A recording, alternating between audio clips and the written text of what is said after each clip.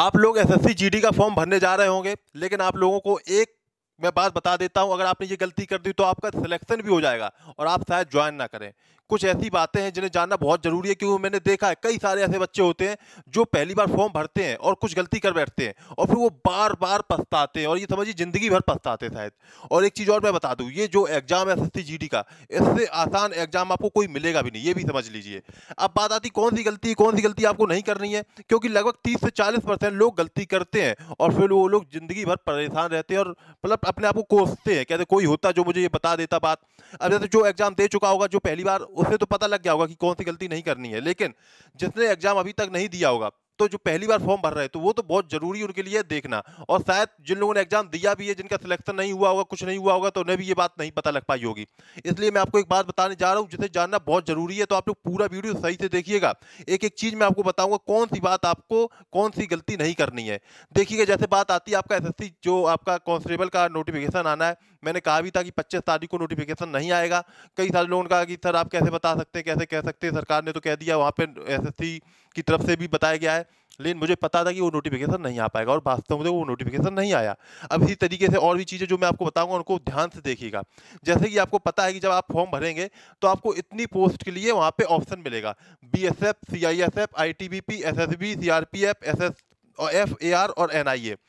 अब कुछ लोग क्या सोचते हैं, यहाँ पे क्या बहुत बड़ी गलती कर बैठते हैं, बहुत बड़ी गलती, क्या बहुत बड़ी गलती करते हैं ये देखिएगा। कुछ लोग सोचते हैं कि जैसे कि वहां पे सबसे ज्यादा जैसे बीएसएफ की पोस्ट होगी, ठीक है, अभी कुछ कहा नहीं जा सकता, लेकिन जो होता है एवरेज, ऑन एन एवरेज, और फिर इसकी पोस्ट होती है, फिर एसएसबी की होती है, सबसे कम होती है एनआईए की, फिर उसके बाद सबसे कम होती फिर इसकी, ठीक है। अब बात आती है वो क्या करते हैं, सबसे पहले इसको प्रेफरेंस दे देते हैं, सोचते हैं कि सबसे ज्यादा पोस्ट इसमें है तो मेरा सिलेक्शन इसमें जल्दी हो जाएगा। ऐसा कुछ भी नहीं है। देखिए, आपको सबसे अच्छी पोस्ट पहले चुननी है।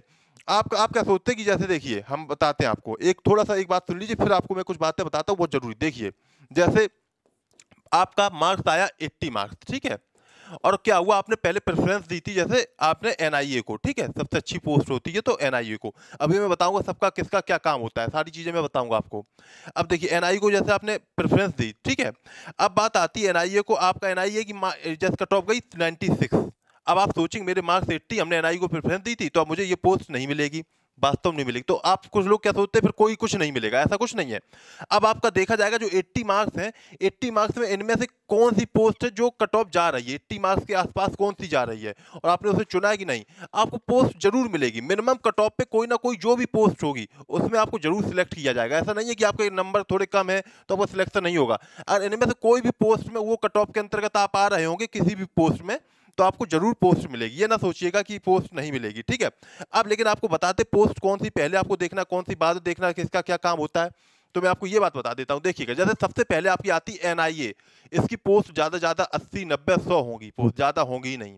अब बात आती है एनआईए क्यों चुने, देखिएगा मैं आपको बता देता हूं। पहली बात तो ये समझिए कि इसमें आपको कहीं भी बॉर्डर वगैरह में नहीं लगना है। ये आप कह सकते हो एक तरह की जांच एजेंसी जो होती है उसी तरीके से देख रहे होंगे, नॉर्मल जांच होती है, इसमें आपको बहुत ज्यादा मेहनत नहीं करनी। लेकिन एक चीज और है, इस जो ड्यूटी है, इसकी जॉब है, इसकी कोई टाइम ड्यूरेशन नहीं होता है, जैसे कि आप सीआईएसएफ में लगे तो 6 से 8 घंटे की ड्यूटी होती है, ठीक है। इसमें क्या होता है, कब आपको दिन दिन, 2 2 3 3 दिन आपको जगना पड़ जाए शायद।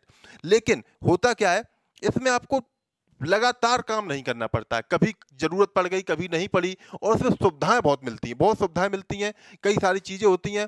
आपको शायद ऐसा हो कि ऑफिस में ही आप दिन भर बैठे रहें, बहुत आराम वाली जॉब है, अच्छी है। और इसमें ये भी है कि आपको इसमें कई सारे मतलब खतरे भी मिलेंगे, कई सारी चीजें मिलेंगी, जिनको एडवेंचर काफी पसंद है तो वो भी यहाँ पे चीजें देखने को मिलेंगी।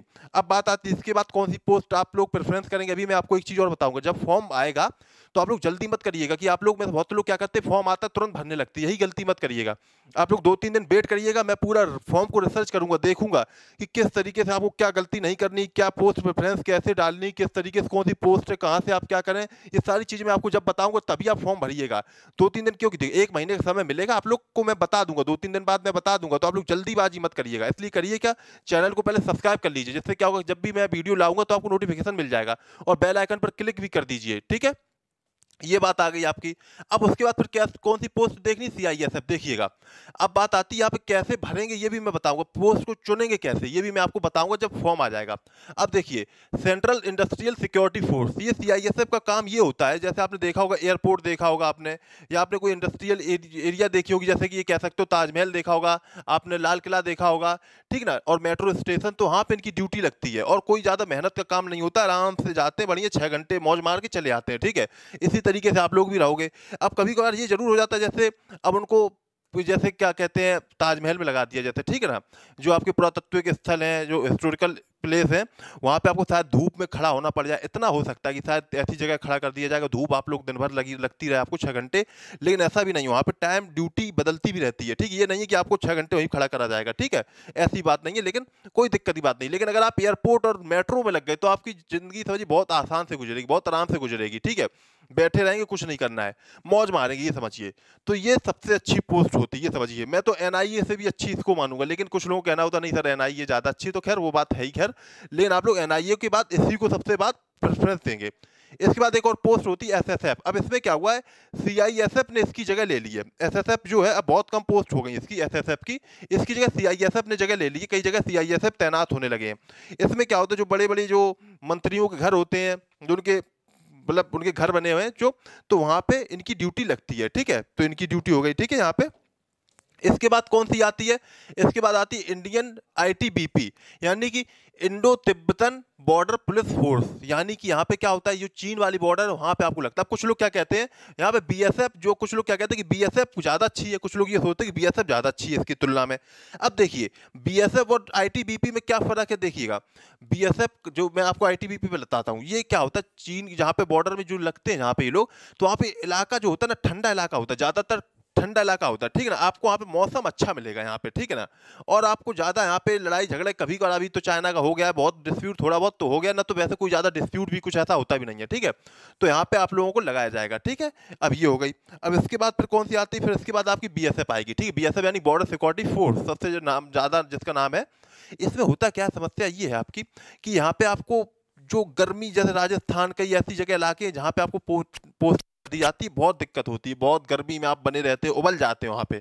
ऐसा काम वहाँ पे बहुत मेहनत का होता है। लेकिन एक चीज और बता देते हैं, कोई भी पोस्ट ले लो, उसमें कहीं ना कहीं आपको ऑफिस का भी काम मिलता है। कुछ लोगों को ऑफिस मिलता है, चाहे वो बीएसएफ हो, चाहे सीआरपी हो, सीआईएसएफ, चाहे वो आपका एआर हो, कोई भी पोस्ट हो, वहाँ पे ऑफिस में भी काम आपका रहता है। बाहर आपकी पोस्ट लगा जो होगी, ड्यूटी लगा देंगे, गेटमैन आपको बना देंगे, तो वहाँ पे बहुत आराम रहता है। खैर बॉर्डर पे शायद आपको ना भेजा जाए, लेकिन ये भी होता है समय समय पे आपको फिर बॉर्डर भेज दिया जाएगा, बॉर्डर वाले को यहाँ पे लगा दिया जाएगा। जैसे कि देखिए आप लोगों को पता लगा। अब जैसे बात आती है एसएसबी की, मैंने लेकिन एक बात मैं बता देता हूँ, जैसे कि मैंने आपको पहले ही कहा था कि जो आपकी पोस्ट है, आप लोग क्यों नहीं उसमें, जैसे आपका सिलेक्शन भी हो जाएगा, फिर भी आप क्या करेंगे, जॉब शायद ना कर पाए।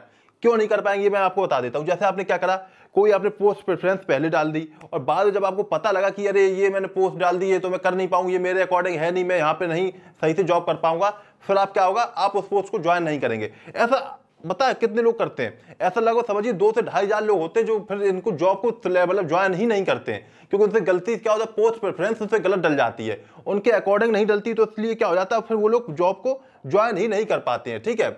अब ज्वाइन करने के बाद मतलब क्या करते नहीं है, ऐसे कई सारे लोग मेरे जान परिचय में है, कई सारे लोग हैं।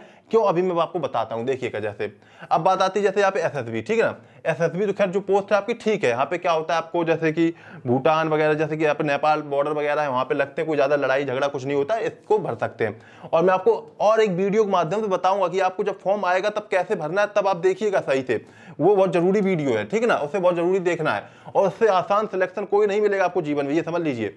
इससे अगर ये आप सिलेक्शन ना पा पाए इसमें, तो मानिए कि आपको फिर 4-5 साल और घिसना पड़ जाएगा फिर। अब बात आई असम राइफल, एआर, ये पोस्ट है जो एआर है, और आपकी जैसे जी आती सीआरपीएफ, ये पोस्ट थोड़ी सी कह सकते हो जटिल है पोस्ट। क्यों, अब देखो क्या होता है इसमें, जैसे कि मैं आपको बता दूं, कुछ पोस्ट होती हैं जैसे, और जो मैंने आपको ऊपर बताई है जितनी पोस्ट, जैसे सीआईएसएफ को छोड़ के, जैसे बीएसएफ हो गई, आपकी आईटीबीपी हो गई, ठीक है, एसएसबी हो गई, उन सब में क्या होता है, उन सब में आपकी जो ज्वाइनिंग होगी, मतलब जो लड़ाई झगड़ा कुछ भी होगा, तो आपको बॉर्डर के सामने यहाँ पे आपको पता होगा कि दुश्मन यहाँ से आना है, ठीक है, दुश्मन को यहाँ से आना है, आप यहाँ पे हैं। लेकिन जो ये पोस्ट है सीआरपीएफ और एआर वगैरह है, ये क्या होता है, ये लगते नक्सली एरिया में। नक्सली एरिया में क्या होता है, कुछ पता नहीं होता, आप यहाँ पे कहीं से भी कुछ कोई दुश्मन आ सकता है, आपके ऊपर अटैक कर सकता है कहीं से भी, और बहुत खतरनाक जॉब होती है, क्योंकि इसमें मतलब आप समझ सकते हो बहुत मेहनत होती है। जंगल में आपको छोड़ दिया जाएगा, जंगल में आप हैं, वहां पे कभी नक्सली अटैक और कई सारे अटैक होते ही रहते हैं, आपने देखा भी होगा। इतना आपने देखा होगा अटैक इन सारे लोगों के ऊपर नहीं होता जितना कि इन लोगों के ऊपर होता है, ठीक है, अटैक। तो ये काफी कह सकते हो, अब कुछ लोगों को ये अच्छा लगता है, कुछ लोगों को जुनून होता है कि नहीं मैं बहुत खतरनाक जॉब करूंगा, एडवेंचर वाली जॉब करूंगा, तो उनके लिए बहुत अच्छी पोस्ट है। लेकिन कुछ लोग होते नहीं, थोड़ा सा डर रहता है उनके मन में, या थोड़ा सा नहीं मेहनत उतनी कर पाते हैं, तो वो लोगों के लिए जो बीएसएफ है और सीआईएसएफ है वो पोस्ट उनके लिए अच्छी होती है, ठीक है। तो इसलिए मैंने कहा था कि आपको ध्यान से भरना है। ये थोड़ी समझ लीजिए कि खतरा बहुत रहता है इसमें, ये समझिए। वैसे मैं यही कहूंगा कि सबसे बाद में आप इसको प्रेफर करिएगा, ठीक है। अगर आप ये चाहते कि आपको आराम से जॉब करना पड़े, मतलब आराम तो कहीं नहीं है, देखिए कोई भी जॉब हो, कोई भी, लेकिन ये होता है कि थोड़ा कंपेयर करी जाए तो कहाँ पे क्या थोड़ा रहता है, आराम रहता है, कहाँ सही रहता है, वो सारी चीजें देखने में आपको वो ज्यादा सही रहेगी, ठीक है। तो ये पोस्ट जो थी मैंने जो आपको बताया कि कैसे क्या करना है, ये सारी चीजें थी। लेकिन आप लोग अच्छी तरीके से पढ़िए, तैयारी करिए, मेहनत करिए, ठीक है, आपका सिलेक्शन जरूर होगा। और ये एक सबसे अच्छा सुनहरा मौका है, इससे अच्छा मौका आएगा भी नहीं।